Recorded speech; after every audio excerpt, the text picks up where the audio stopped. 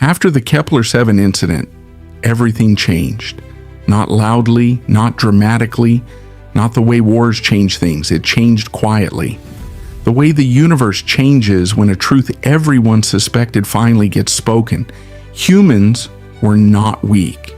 Humans had never been weak. And now, everyone knew it.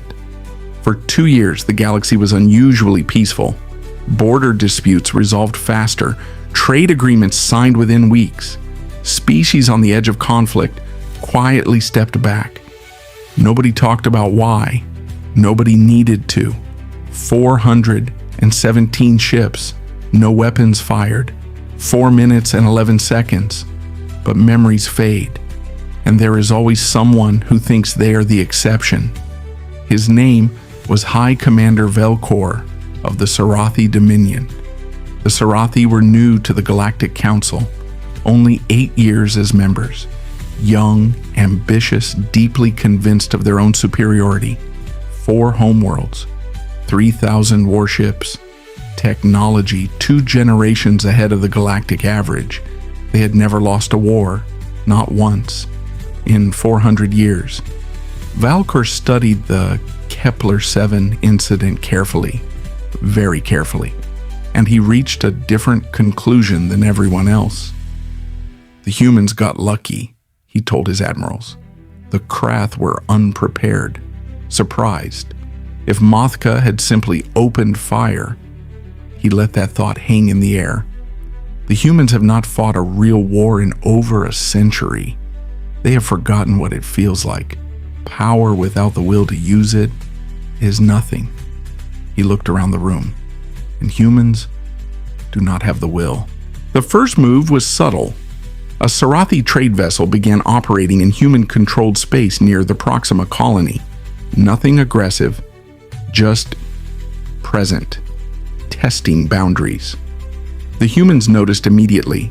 They sent a polite communication, friendly even, reminding the Serathi vessel that the sector required prior authorization for commercial traffic. The Serathi vessel acknowledged and stayed exactly where it was. 3 more Serathi ships appeared the following week, then 10, then 30. Each time the humans sent communications, each time the Serathi acknowledged politely and did nothing. At the Galactic Council, Ambassador Sarah Chen watched the situation develop with the same quiet, unreadable expression she always wore. Zixara sat beside her, his 6 fingers tapping nervously. "You should respond more firmly," he said quietly, "before this escalates." Sarah looked at him. "We are responding," she said simply. "With words?" Zixara said. "Again?" "Yes," Sarah said, "again." Zixara stared at her. "And if words are not enough? The Serathi are not the Krath. Velcor is not Mothka. He has studied you. He believes you will not act." Sarah was quiet for a long moment. "Everyone believes that," she said finally, "right up until we do." Meanwhile, High Commander Velcor escalated further. 30 ships became 100. 100 became 300. And then, on a quiet Tuesday morning in the Proxima colony, 300 Serathi warships moved to completely surround the human settlement. No weapons fired, no demands made, just surrounding, watching, waiting. It was, Velcor believed, a perfect mirror of what the humans had done to the Krath. A show of force, a demonstration of power, a message without words. He fully expected the humans to respond the way the Krath had, with immediate capitulation, with apologies, with negotiation. He waited for Sarah Chen's calm face to appear on his communication screen. He was already planning what terms to demand. What he got instead was silence, complete silence. For 6 hours, nothing happened. No human communication, no fleet movement on his scanners, no emergency council sessions, nothing. Velcor smiled.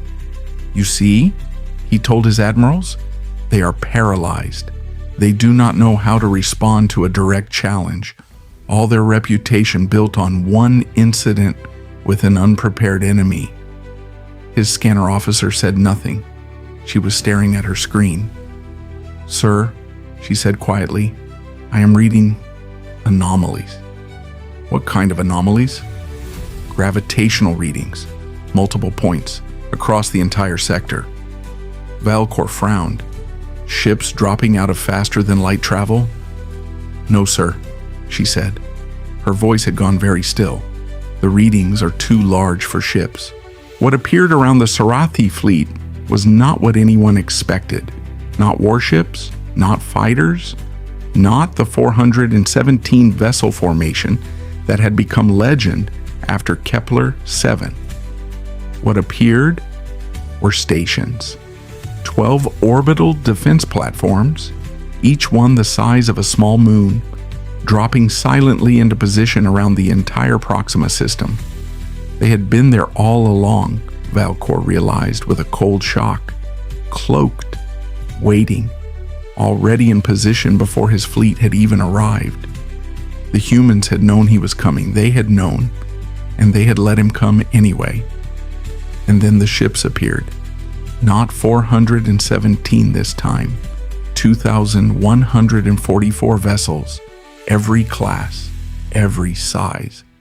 Arranged in a formation so precise it looked like mathematics made physical, surrounding not just his fleet, surrounding his fleet, his supply lines, his communication relays, his nearest fleet base, and 3 of his 4 homeworlds simultaneously.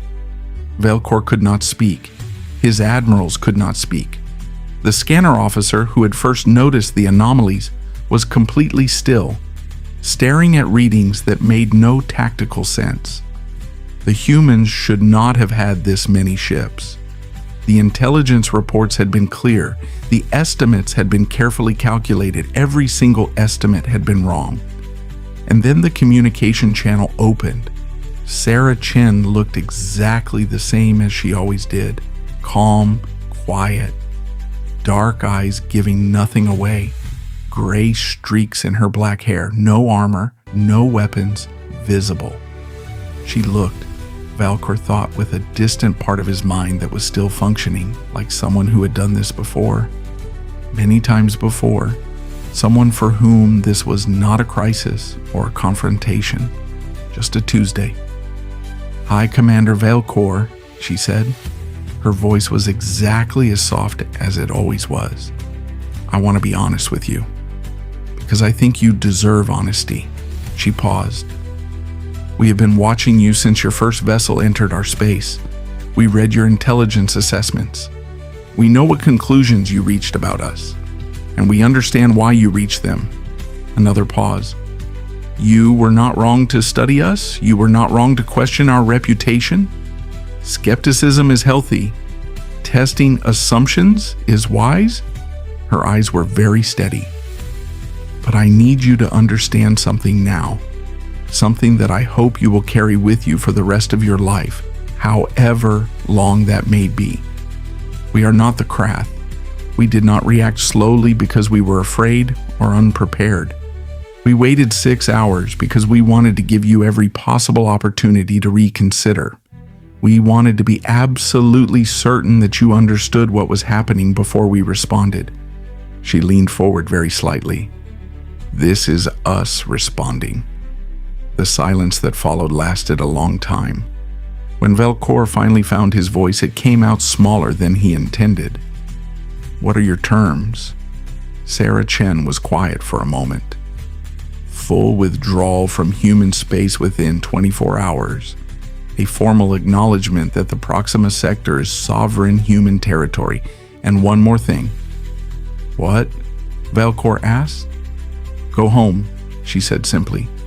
"Tell your people what you saw today. Tell them exactly what happened. Tell them what we showed you."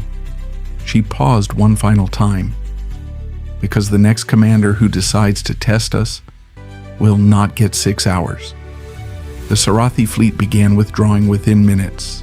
It took 19 minutes and 47 seconds for complete withdrawal, a new record.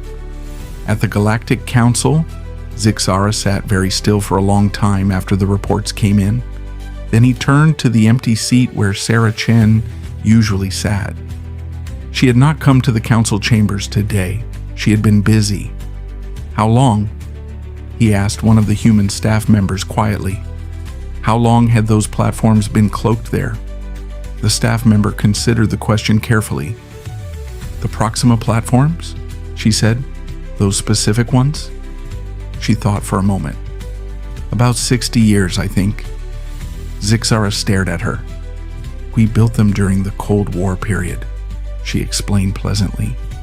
"Before galactic contact, when we were still worried about each other." She smiled. "We never got around to taking them down." Zixara looked back at the empty seat. He thought about the 1.2 billion casualties, the 15,000 nuclear weapons, 10,000 wars fought before humanity ever looked up at the stars. He thought about a species that had spent 100,000 years learning, in the most brutal way possible, exactly how to survive. And he thought about the choice Sarah Chen had described in that council chamber 2 years ago. The hard choice, the deliberate choice.